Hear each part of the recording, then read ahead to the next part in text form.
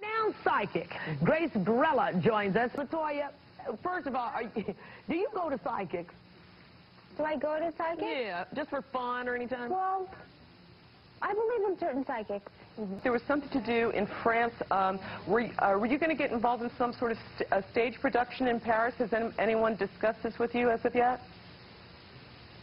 Sort of, slightly, it's been discussed. Okay, well, I get a very positive feeling about that. I felt that there was something to do on a business level, that you were going to get involved with fashion, either starting your own fashion line or getting involved in clothing on some level. Latoya has said yes to numerous offers recently, agreed to put her name on clothes, makeup, and perfume.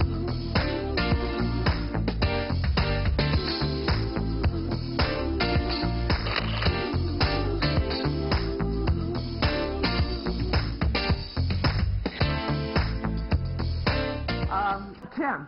Yep.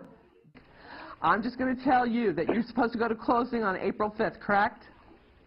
By April 5th? That was the plan, yes. Okay, you get in your house, you're going to have this closing. I promise you, this is like, it's going to be God's birthday present. Happy birthday to you. It's going through. You're getting the house. All right, Tim? Okay. Appreciate it. Thanks a lot. Keep the faith, honey. Have a good one, Greg. All right, you too, Tim. Bye. Thanks for calling in. Tim? Hey, what's up, Grace? Tim, my cute Taurus man, how are you, honey? I'm good, I'm good, I'm good. How are you? I'm fabulous. You have some good news for me, right? Something I told you happened? I do, yes, yes. I do have some good news. Property you saw me getting years ago, and I finally got it. She's definitely watching over you, okay? Okay. But she takes credit for being more of a mother energy to you, though. All right. So she must have been like really maternal or just really close to you. She was, yeah. Okay. And who gave you the sweaters? Did she knit you sweaters or give you sweaters? She did. Well, she knit, yeah. Yeah, she did. Okay.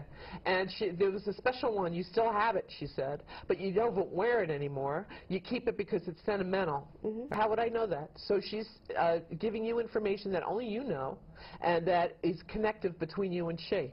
Applaud that. She's got people calling from California.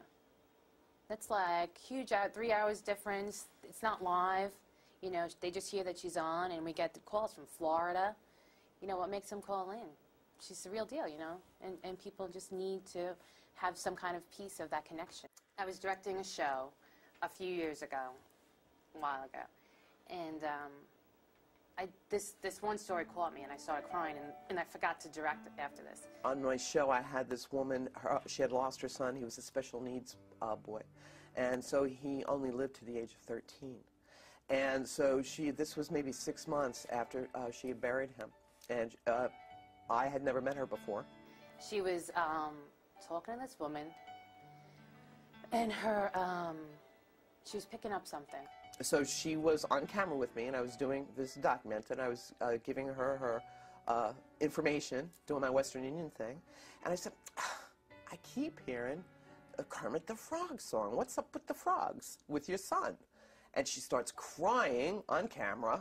She said that her son had died from heart failure because he had some kind of, I guess, Down syndrome or something like that.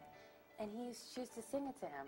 She was Catholic, and at the funeral mass, she asked that song, Kermit the Frog song, It's Not Easy Being Green, because that was his favorite song, be played in the church. And it took a little doing, but they allowed it, and he was thanking her for his song. Chills. I get chills every time I tell this story. So it was like, this woman was like over the moon. It was like, oh, you know, there really is, you know, a life after this, and I'm so happy, and, you know. How the heck could Grace know that? She could never know that. Who would know that? Nobody would know that.